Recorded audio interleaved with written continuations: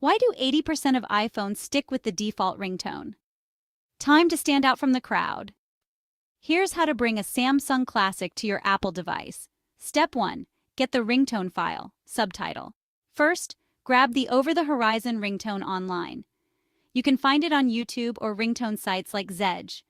Download the file to your Files app. Make sure it's 30 seconds or less. Step 2. Use GarageBand, subtitle. Next, open the GarageBand app.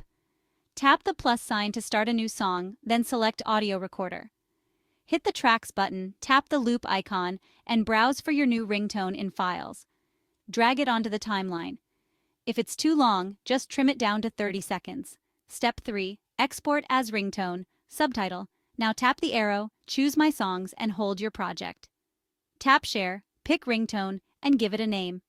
Hit Export, then select Standard Ringtone. Boom! Your iPhone now rocks that Samsung sound. Enjoy your new, totally unique ringtone.